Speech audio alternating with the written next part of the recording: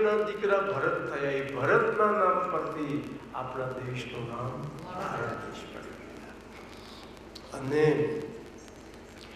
એ ભરતને જવાનીમાં વૈરાગ આવી ગયો. ઘડપણમાં તો ભરભરાને વૈરાગ આવી જાય. હવે ઘડપણમાં તો બધી ઇન્દ્રિયો આઉટ ઓફ ડેટ થઈ ગઈ હોય છે, અને તે વખતના વૈરાગ્યનું કંઈ બહુ મહત્વ હોતું નથી. જવાનીનો વૈરાગ્ય એ જ સાચો. એક કાકા મને જે શાસ્ત્રીએ હોપારી છોડી દીધી, મેં કહું હવે મોંમાં ચોકઠું આવી ગયું, હવે હું હોપારી ખાવા. હવે હોપારી ખાવા જે ચોકઠાના ટુકડા થઈ જશે તમારે. મારે કે સિનેમા બંધ, મેં કહું આંખે મોતી આવી ગયા. હવે તમે બધું છોડી દીધું, એનું મહત્વ હું? બધી ઇન્દ્રિયો આઉટ ઓફ ડેટ થવા મળી છે, તો આ ત્યાગનું કોઈ મહત્વ નથી. જ્યારે કરવાનું હતું ત્યારે તો કશું કર્યું નહીં, હવે બધું જવા બેઠું ત્યારે છોડો એનું બી મહત્વ નથી. તો ખરો ત્યાગ. ભરતે જવાનીમાં બધું છોડી અને ભરત નેપાળમાં ગંડકી નદીના કિનારે.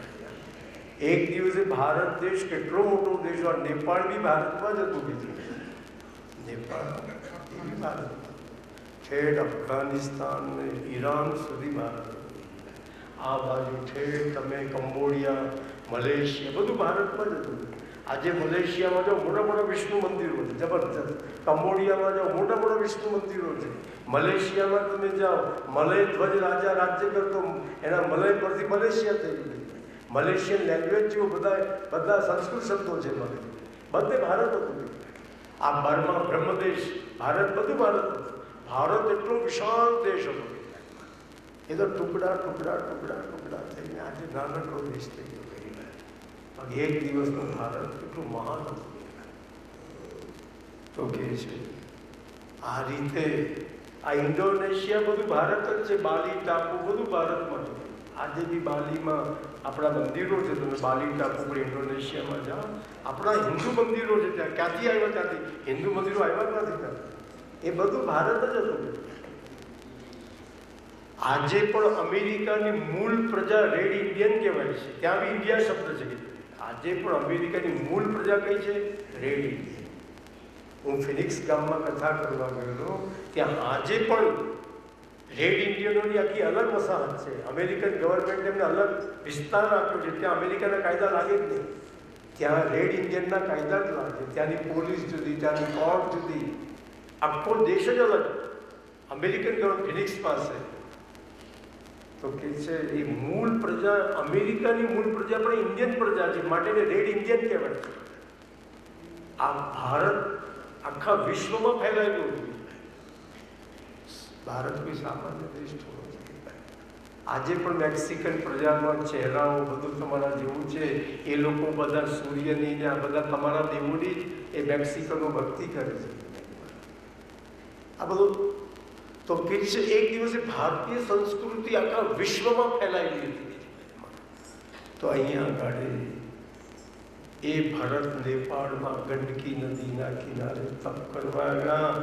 એ ગંડકી નદીમાં એ હરણનું બચ્ચું તણાતું હતું. ભરતને દયા આવી ગઈ.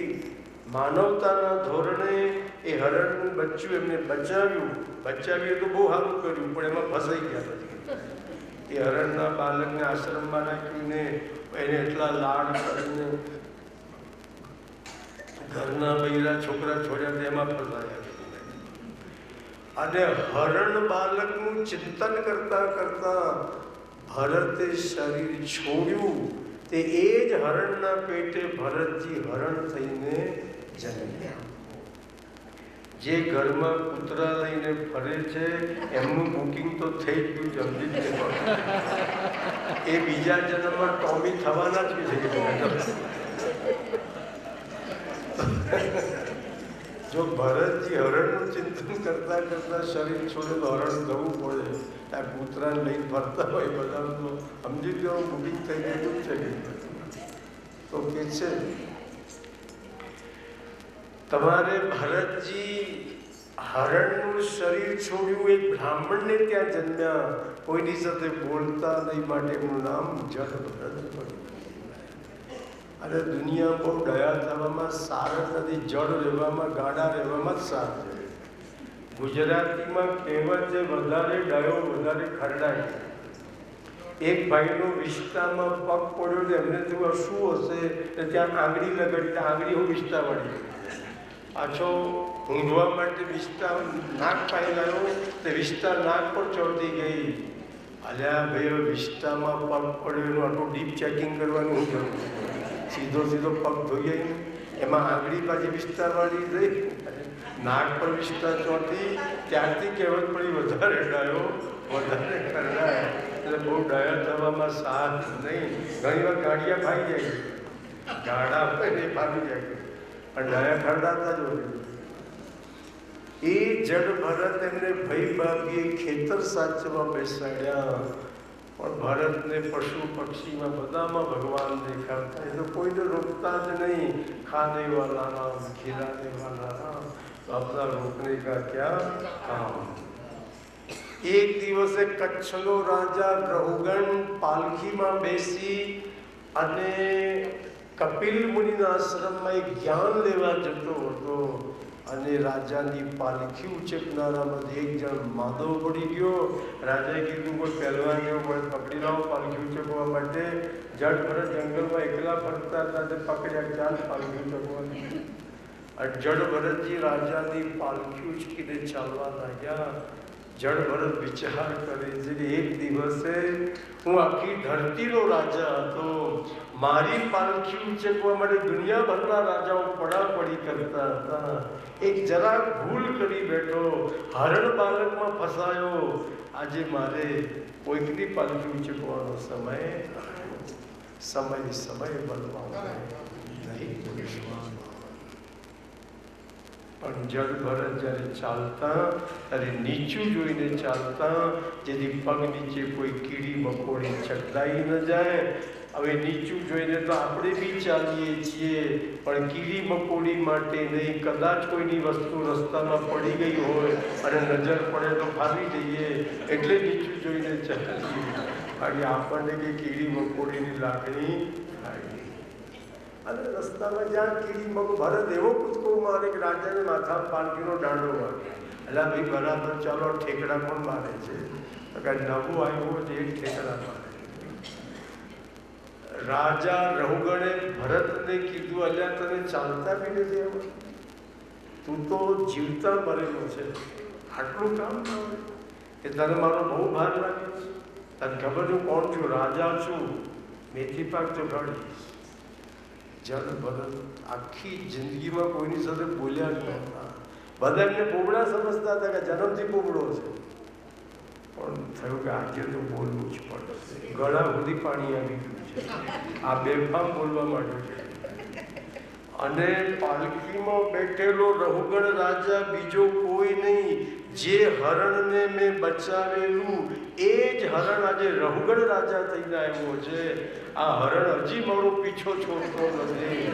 આજે તેનો ઉદ્ધાર જ કરી નાખ્યું, આગળ લડે જ નહીં મને. એટલે ભરતજીને બોલવું નતા છતાં પરાણે બોલવાનું શરૂ કર્યું. અને 12 વર્ષે બાવો બોલ્યો, પણ એવું બોલ્યો કે રાજાનું કલ્યાણ કરી નાખ્યું. આપણે ના બોલીએ તો મહાભારત કરી નાખીએ. મહાપુરુષોની વાણી મહાન.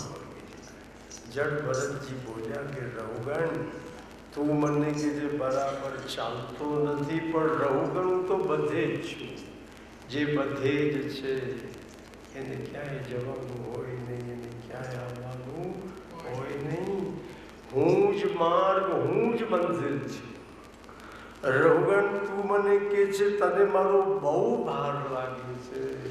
તો રહુગણ, માટીને તો માટીનો ભાર કેવી રીતે લાગે? હું પણ માટીમાંથી બનેલો, તારી પાલખી માટીમાંથી બનેલી, પાલખીમાં બેઠેલો તું પણ માટીમાંથી બનેલો. જેમ થાંભલાને પાટડીનો ભાર ન લાગે, એમ માટીને માટીનો ભાર કેવી રીતે લાગે? રહુગણ, મને તારો ભાર લાગતો નથી. હા, તારો ભાર લાગે તો ખભાને, ખભાનો ભાર લાગે તો કેળને, કેળનો ભાર લાગે તો પગને, પગનો ભાર લાગે તો જમીનને, ધરતીનો ભાર લાગે તો શેષનાગને. અગર તારો ભાર લાગે તો શેષનાગને. મને કે તારો ભાર લાગતો નથી. રહુગણ તું મને કે જે તું જીવતો મરેલો છે, પણ રહુગણ જીવન મૃત્યુ તો દેહના ધર્મો છે. આત્મા જન્મતો નથી, આત્મા મરતો નથી. ન જાયતે ન મ્રિયતે કદાચિન. હું અવિનાશી તત્વ છું. પેલો રહુગણ રાજા તો ચમક્યો કે જેને હું સામાન્ય મજૂર સમજું છું એ તો કોઈ મહાત્મા લાગે છે. રહુગણ તો પાલખીમાંથી કૂદી પડ્યો અને જડ ભરતના ચરણોમાં સાષ્ટાંગ પ્રણામ કર્યા. કહું મહારાજ, હું જે કપિલ મુનિના આશ્રમમાં જ્ઞાન લેવા જાઉં છું, આ પોતે તો કપિલ નથી ને. જડ ભરત બોલ્યા, હું કપિલ બી નથી કે વશિષ્ઠ બી નથી. હું ભારતનો ચક્રવર્તી સમ્રાટ મહારાજા ભરત છું, જેના નામ પરથી આ દેશનું નામ ભારત પડ્યું. તું તો કચ્છનો રાજા છે, હું સમગ્ર ધરતીનો રાજા હતો. પણ મેં જરા ભૂલ કરી, તારા જેવા એક તીન પાંચિયાની પાલખી મારે ઉછળવી પડી. આ દુનિયામાં કોઈ વાતનો માણસે ગર્વ કરવા જેવો નથી. એક દિવસના રાજા મહારાજો આજે બસની લાઈનમાં ઉભા હોય છે, અને જે રંગ હતા એ આજે રાજા થઈને બેઠા છે. અહીં કશું everything is momentary, only God is eternal. બધું જ ક્ષણિક છે, ઈશ્વર શાશ્વત છે. કોઈ વસ્તુનો માણસે ક્યારે અહંકાર કરવા જેવો નથી. ઈશ્વર ક્યારે રાયને રંગ બનાવી દે અને રંગને ક્યારે રાય બનાવી દે ખબર નથી.